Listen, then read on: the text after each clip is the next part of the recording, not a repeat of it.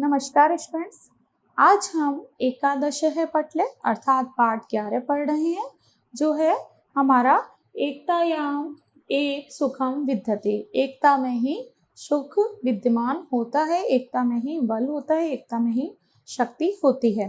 और ये हमने पूरा पाठ अपना पढ़ लिया था, कहानी पढ़ ली थी, किस तरह से एक होकर परस्पर मिलकर कबूतरों ने अपने जाल को, जिस जाल में वो बंध गए थे, उसको वो उड़ा कर ले गए और उनकी जान बच गई। और फिर मूषकों के राजा ने, चूहे ने जो था, उसने हिरण्यकह नाम का जो चूहों का राजा था, उसने उस जाल को काट कर उन्हें स्वतंत्र कर दिया। तो ये हम पूरी कहानी पढ़ चुके हैं पहले, और इस कहानी के बाद हमने अपने मौखिक प्रश्न उच्चारण कर लिया था और लिखित प्रश्न भी कर लिया था। अब हम आगे के प्रश्न करते हैं आज। और हमारा प्रश्न 4, रेखांकितानां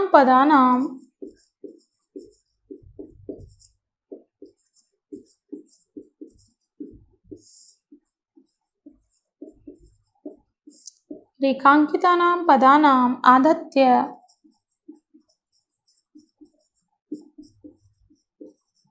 प्रश्न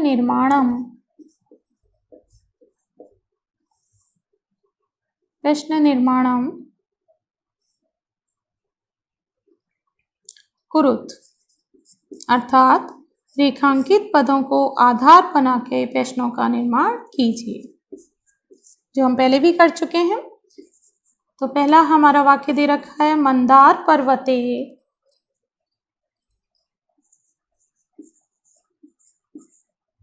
अर्थात मंदार पर्वत पर एकम रमणीयम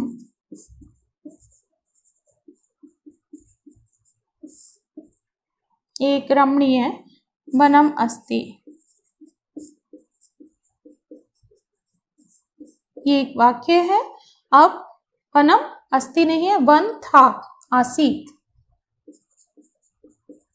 क्योंकि था आ रहा है वहां पे, है होता तो अस्ति लिखते हैं हम, और था है, लंग लकार है, तो वहां पे आएगा आसीत। तो मंदार पर्वत पर एक रमणीय वन था, और रेखांकित पद है हमारा रमणीयम।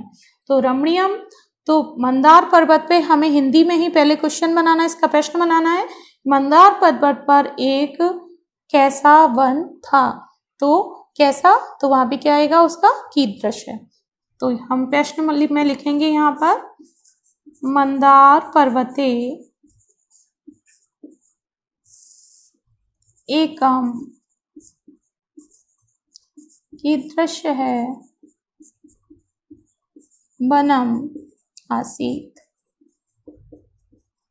और हमारा यहाँ प्रश्नवाचक चिन्ह, क्योंकि हमारा प्रश्न है मंदार पर्वत पर एक ऐसा वन था। ख, बट वृक्षे अर्थात बरगद का जो पेड़ था उस पर, और इसके नीचे ही रेखा दी हुई है, अनेके खगाहा, अनेके खगाहा निवसन्ति स्म।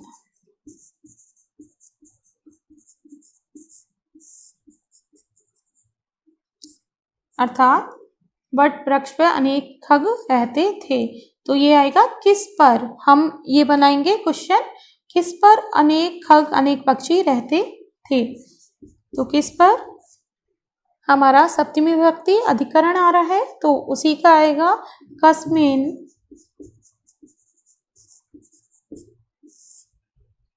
अनेके खगाः निवसन्ति स्म।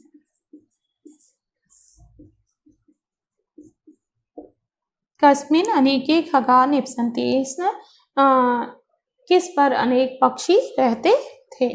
तो इस तरह से हमारे 2 हो गए, हमने प्रश्नवाचक बना लिए अपने वाक्य। ग, चित्र गीवः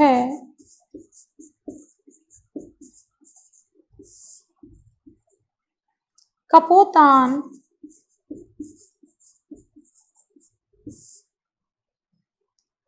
अकथयत। और यहाँ पर हमारी रेखा है कपोता। चित्रग्रीव ने कबूतरों से कहा, तो चित्रग्रीव ने किससे कहा? तो यहाँ हमारा प्रश्न बनेगा चित्रग्रीव है, अर्थात चित्रग्रीव ने किससे कहा? तो वहां पर हमारा कर्ता ने कर्म को करण से तृतीय विभक्ति आएगी, केन अकथयत, अर्थात चित्रग्रीव ने किससे कहा? घ कपोतः सर्वे, कपोता के नीचे हमारी रेखा है, सर्वे जाले निबद्धा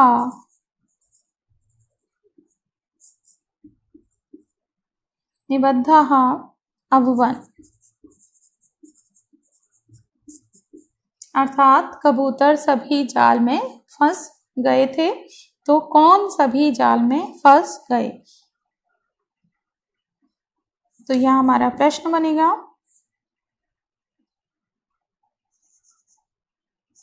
कह सर्वे जाले निबद्धाः अभवन्। और यहाँ बहुवचन है, अभवन है, वैसे कह आना चाहिए, लेकिन कह कऊ के बहुवचन आ रहा है क्योंकि क्रिया हमारी बहुवचन की लिखी हुई है, तो हम यहाँ पर भी बहुवचन में ही प्रश्न बनाएंगे। तो यहाँ आएगा के, कह कऊ के बहुवचन, तो के सर्वे कौन सभी जाल में फंस गए। तो इस तरह से ये हमारे घातक हमारा पूरा हुआ। आगे एक और है जो हम उसका भी प्रश्न बना लेते हैं। कपोतः हिरण्यकस्य, कपोतः हिरण्यकस्य समीपम अगच्छन्,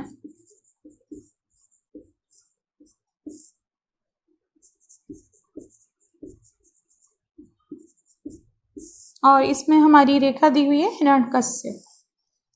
कबूतर हिरण्यकस्य यानी हिरण्य के समीप आ गए, तो कबूतर किसके समीप आ गए? के आ रहा है, तो वहां पर षष्ठी विभक्ति है। तो यहाँ हमारा प्रश्न बनेगा कपोतः कस्य समीपम अगच्छन्,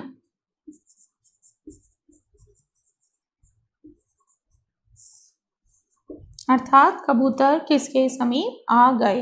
तो इस तरह हमारा ये जो है निर्देशानुसार प्रश्नों का निर्माण करिए, आधार बनाकर रेखा जिन पे खींची हुई थी उसको आधार बना के हमने प्रश्नों का निर्माण कर लिया। अब हम अपना प्रश्न 5 करेंगे। 5 घटनाक्रमानुसारम वाक्यानि पुनः लिखत, अर्थात घटनाक्रम के अनुसार वाक्यों को पुनः लिखिए। मतलब यहाँ पे कुछ वाक्य दे रखे हैं हमें, और जो हमने पाठ में पढ़ा था उसमें क्या घटना पहले हुई थी और कौन सी घटना बाद में हुई थी, उसके आधार पर हमें वाक्यों को पुनः लिखना है। तो सबसे पहले ये देखना होगा कि यहाँ पर ये वाक्यों को पढ़ के कि इस वाक्य में कौन सी घटना का वर्णन पहले किया गया है, तो उसके आधार पर ही हम अपने वाक्य घटना का क्रम के अनुसार लिखेंगे। तो यहाँ है क तंडुलान विकीर्य सह एकस्मिन् स्थाने निलीनः अतिष्ठत्, चावलों को बिखेर कर वह एक स्थान पर छिपकर बैठ गया। कौन? राधे शिकारी। कपोतराजः स परिवारम तत्र निवसति स्म, कपोतरा कबूतरों का राजा वहाँ अपने परिवार के साथ रहता था। ते जालं छित्त्वा तान् स्वतंत्रान् कर्तुं तं प्रार्थयन्, उन्होंने जाल को जो है काट कर उन्हें स्वतंत्र करने के लिए उनसे प्रार्थना की। किससे प्रार्थना की थी? कबूतरों ने हिरण्यकश से। सर्वे कपोताः जालम आदाय उत्पतता, सभी कबूतर जाल को लेकर उड़ गए। वो कपोताः, अरे कबूतरों, अत्र विपत्ति ही सन्निकटा दृश्यन्ते, यहाँ विपत्ति हमें निकट ही दिखाई दे रही है। हिरण्यकः शीघ्रमेव जालम कर्त्यात्, हिरण्यकः ने शीघ्र ही जाल को काट दिया। तो सबसे पहली घटना हमारी इसमें क्या आएगी कि वह कबूतरों का जो राजा था वह परिवार के साथ वहां रहता था। कहाँ रहता था? मंदार पर्वत पर एक वट वृक्ष पर रहता था। तो ये हमारा पहला आएगा कि ये सबसे पहले हमें लिखना है। उसके बाद में वह तांडुलान विकीर्य, क्योंकि ये घटना तो हमारी बाद में हुई है कि जब उन्होंने हिरण्यक ने जाल को काटा है और कबूतर जाल लेके उड़ गए। सबसे पहले क्या आएगा कि जो शिकारी ने चावलों को फैलाकर वहां पे क्या किया था, वो एक जगह छिपकर बैठ गया था। तो ये हमारे वाक्य जो है वो दूसरी घटना हुई। इसके बाद में ये आएगा और उसके बाद में ते जालम, उसके बाद जब वो नीचे आ गए थे और चित्रगीत ने कहा था जब चावलों के लोभी जो कबूतर हैं चावल खाने के लिए जाने लगे, तब चित्रगीत ने बोला था कि यहाँ विपत्ति हमें सन्निकट ही दिखाई दे रही है। तो ये जो अणा वाला है ये हमारा तीसरे नंबर पर आएगा ये वाक्य। उसके बाद सभी कबूतर जब जाल में फंस जाते हैं तो वो जाल को लेकर उड़ते हैं। तो घ जो है ये हमारा फोर्थ नंबर पर है। और उसके बाद में ते जालम छित्वा, क्योंकि हिरण्यक ये दो ही हैं, तो हिरण्यक ने तो बाद में जाल कट किया था, उससे पहले उन्होंने उससे प्रार्थना की थी। तो ग जो है ये आएगा हमारा 5वें नंबर पर।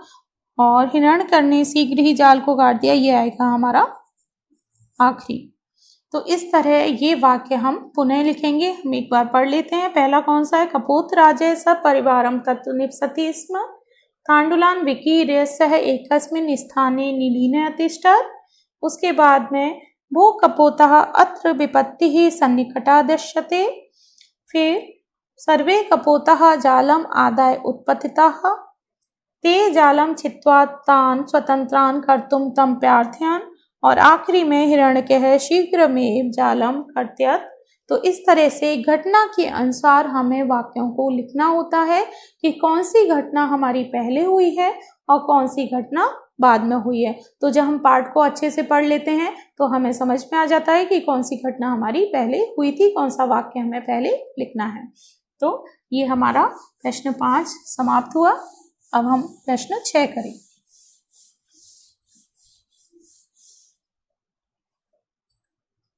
और प्रश्न 6 है हमारा, संस्कृत भाषायाम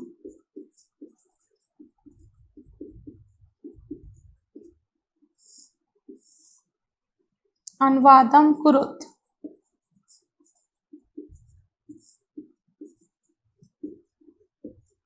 अर्थात संस्कृत भाषा में अनुवाद करिए। हिंदी में हमारे वाक्य दे रखे हैं जिन्हें हमें संस्कृत में बनाना है। तो पहला है हमारा क, वन में पशु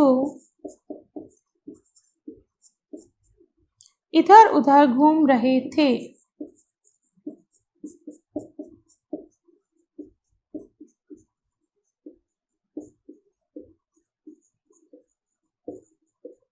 तो वन में, तो वहां पे हम अनुवाद में क्या करेंगे? सबसे पहले हम देखेंगे कौन सी हमें विभक्ति लगानी है और कौन सा क्रियाकर्ता के अनुसार हमें क्रिया पढ़नी होती है। तो वन में सप्तमी विभक्ति वने, पशु तो बहुत सारे पशु हैं तो बहुवचन पशवे है, इधर उधर तो उसका आता है इत्यस्तः, ये अव्यय शब्द है हमारा इत्यस्तः है। और घूमने की क्या आती है? भ्रम धातु। तो घूम रहे थे, कौन घूम रहे थे? पशवे, बहुवचन है तो वहां लंग लकार में देना है क्योंकि थे बीता हुआ है तो वहां पर लंग लकार आएगा। तो बने पशवे इत स्थित है, अभ्यमन बहुवचन आएगा। तो बने पशवे इत स्थित है अभ्यमन, वन में पशु इधर उधर घूम रहे थे। ख, क्या तुम फल खाना चाहते हो?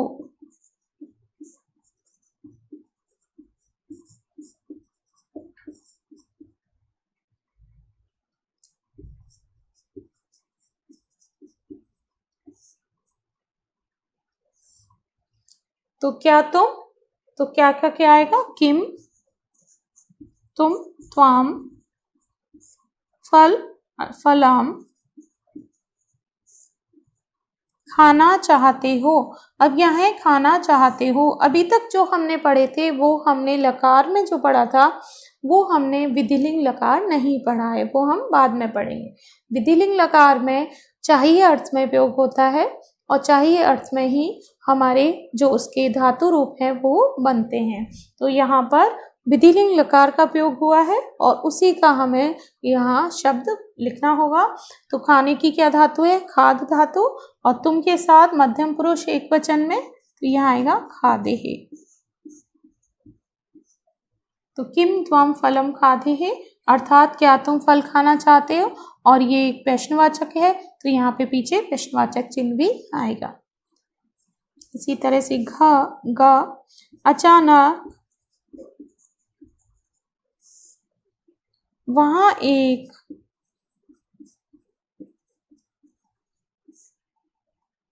सिंह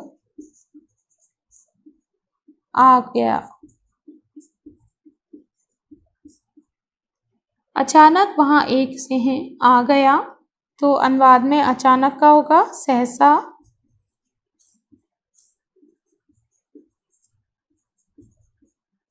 वहां का ये भी अव्यय शब्द है, तत्र, एक है, सिंह आ गया, तो ये हमारा क्या है, ये भी लंग लकार है। तो एक है सिंह है तो उसके आधार पे क्रिया बनेगी, तो लंग लकार प्रथम पुरुष एक वचन, तो यहाँ पर आएगा आगच्छत, अर्थात आ गया। अब आगे का हम करते हैं। घ, पक्षी आकाश में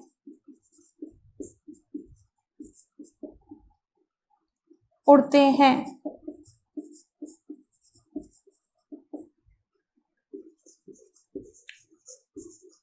अनुवाद, पक्षी बहुत सारे हैं। खगः, आकाश में, सप्तमी विभक्ति, आकाशे, और उड़ते हैं तो उड़यंती भी लिख सकते हैं हम, उत्पत्तितः लिख, पतंती भी लिख सकते हैं। तो यहाँ पर अभी हमने उत्पत्ति पढ़ा था कि कबूतर उड़ा के ले गए थे, तो उत्पतंती, क्योंकि बहुवचन है तो इसलिए खगा आकाश में उड़ते हैं, और लट लकार है अर्थात जो है वर्तमान काल है, तो पढ़ती पढ़ते पठंती बहुवचन में रूप बनता है, तो उसी तरह उत्पतंती। तो इस तरह से ये हमारा प्रश्न 6 पूरा हुआ।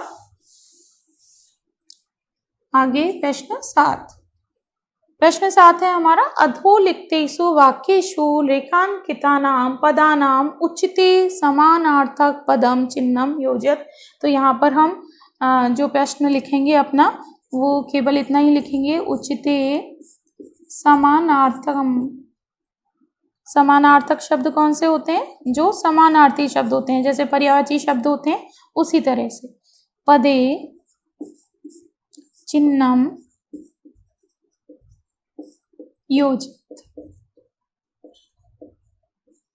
अर्थात जो रेखा खींची हुई है उनके जो हमें समानार्थिक पद हैं उनको जो है विकल्पों में से छांटकर सही पर चिन्ह लगाना है।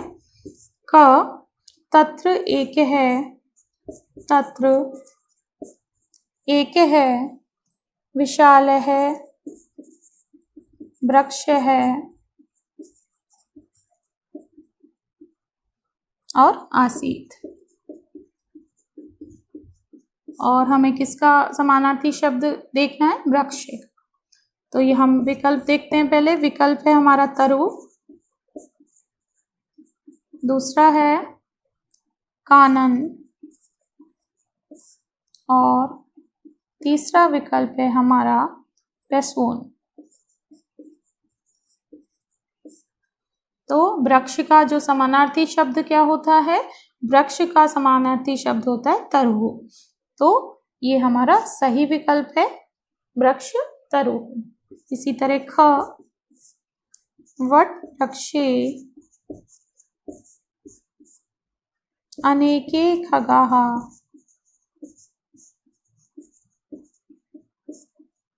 और यहाँ पर खगा के नीचे रेखा दी हुई है, निवसन्ति इसमें।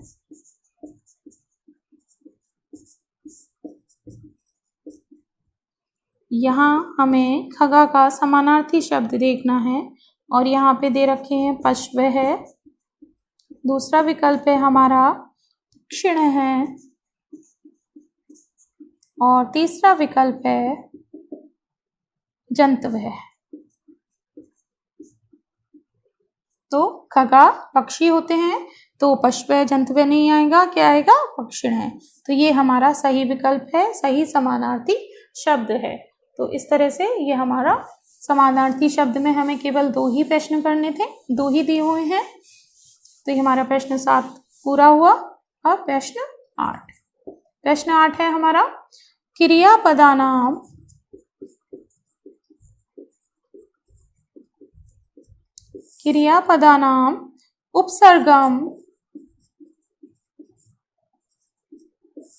उपसर्गम धातुम प्रत्ययम च लिखत।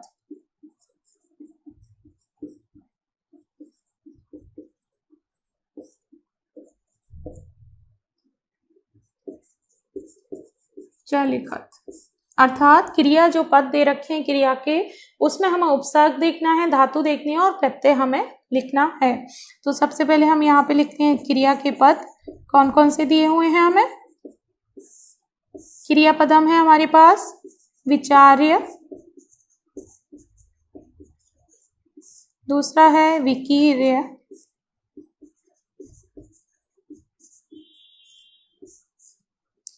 तीसरा है आदाय,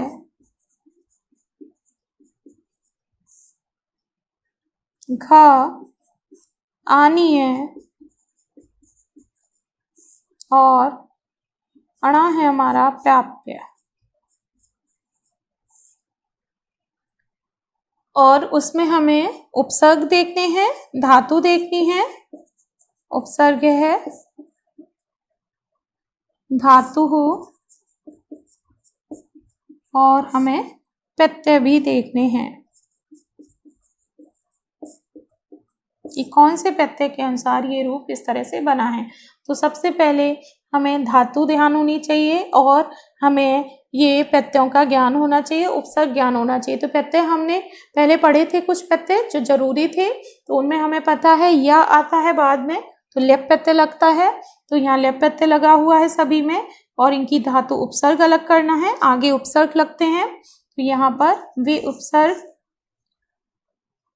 चर धातु है और लेप प्रत्यय है।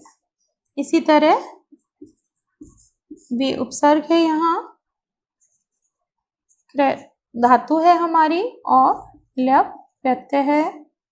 आदाय में आ उपसर्ग दा धातु लेप प्रत्यय, आनीय में आ उपसर्ग नी धातु और लेप प्रत्यय और प्राप्त में प्र धा हमारा उपसर्ग है, आप धातु है और लेप प्रत्यय है। तो इस तरह से जब हमें प्रत्यय का, उपसर्ग का और धातु का ज्ञान होगा अच्छे से, तभी हम ये अपना प्रश्न कर सकते हैं। तो हमें क्या ध्यान होना चाहिए, हर पार्ट में हम पढ़ते हैं, उसके बाद हम अनुवाद भी करते हैं। अनुवाद में भी हमें जरूरी होता है कि ज़्यादा से ज़्यादा शब्द रूप, धातु रूप, उपसर्ग, प्रत्यय, इनका हमें ज्ञान होना बहुत जरूरी है। तो अभी हमारा आज पाठ समाप्त होता है।